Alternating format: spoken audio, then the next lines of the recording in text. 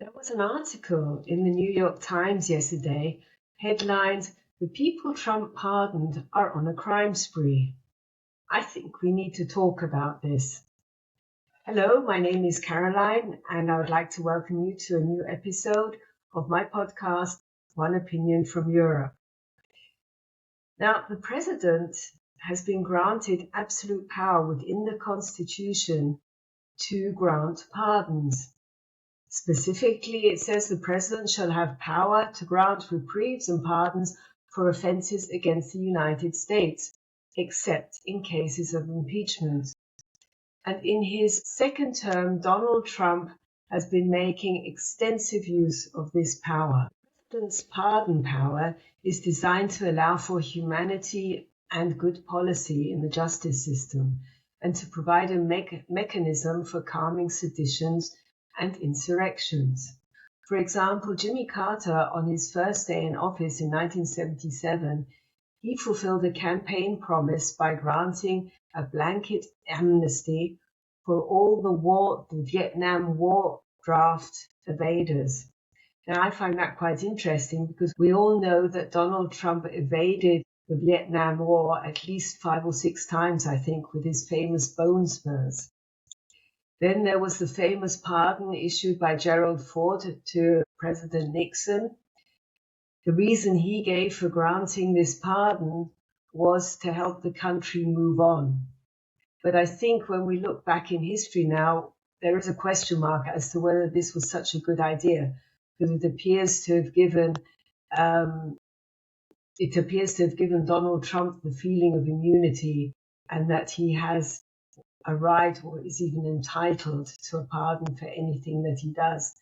And this immunity was even confirmed by the Supreme Court last year. In his first term, Donald Trump issued, I think it was about 145 individual pardons.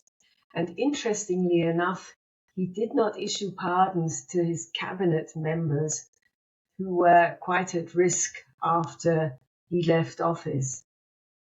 However, in his second term, he started off on his first day issuing a blanket 1,500 mass pardon to all the January 6 offenders. And he went on also to pardon individually the alternate electors, or the fake electors, people like Rudy Giuliani and Sidney Powell. Now, the thing about the American president's pardon is that it is a federal pardon. So it will be interesting to see whether the states do eventually manage to convict some of these individuals of the crimes that we know that they actually performed. Now, on top of this blanket pardon for the J6 offenders, Donald Trump has issued many individual pardons. Basically, there are 2 categories. There are the pardons for his political allies, as we've mentioned, Rudy Giuliani, Mark Meadows, etc., but also for white collar and for financial crimes, most significant or most famous of which are people like the founder of Binance or the founder of Silk Road. And only recently, he pardoned the infamous drug dealer, the former Honduran President Juan Orlando Hernandez. Now, of course, that is very interesting because he gave as a reason for bombing the Venezuelan fishermen the reason that the administration was of the opinion that these fishermen were very dangerous drug dealers. And if you ask me, or even other opinions are that this actually constituted a war crime. What I would also like to know is, what is Donald Trump receiving for these pardons? I mean, it has been rumored that there are financial incentives that he is getting. Are there any other benefits that he is receiving? I personally just don't believe that he is granting these pardons out of the goodness of his heart and because he genuinely thinks that these people have now turned into good people and have seen the error of their ways. Donald Trump, in the early stages of his second term, he even changed the method to grant pardons. Originally, there was a pardon attorney in the Department of Justice, and these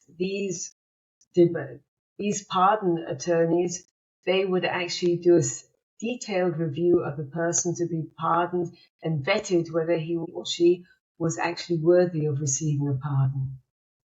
Donald Trump famously fired all of these pardon attorneys, and so today he goes through what is called a pardon czar. This is one person who actually makes proposals as to who Donald Trump should pardon. And when he was asked about why he pardoned this drug-pushing former president of Honduras, he basically said, well, that was the recommendation from his pardon czar, and he could not see any issue with it. So it is very questionable, in my view, as to how he actually deems who is worthy of a pardon. What I find very interesting, and we will see as time goes on, is what he will do towards the end of his term, if he actually lives that long. Because you see people like Kristi Noem, and now they're even talking about Pam Bondi getting fired from their jobs. Now, will they actually receive a pardon from Donald Trump? Because they have quite a legal jeopardy, in my view, for some of the crimes that they have committed. I don't understand how these people actually take up these positions just with the faint hope that Donald Trump will one day pardon them. We saw at the end of his first term, he initially did not pardon people. Now, whether he has the capacity and wherewithal to actually pardon people preemptively, I mean, you have people like Pete Hegseth, who obviously has been performing war crimes. And then you have Kash Patel, who has perjured himself in congressional hearings. Anyway, so we will see how this turns out. If you're interested in how we do it in Europe, there are pardon powers, but they are used much more rarely in the cases that we have here in Europe.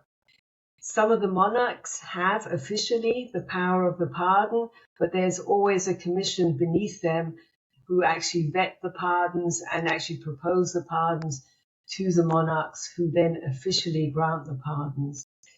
So the only one who has more of an absolute power, like Donald Trump, is the French president, Emmanuel Macron.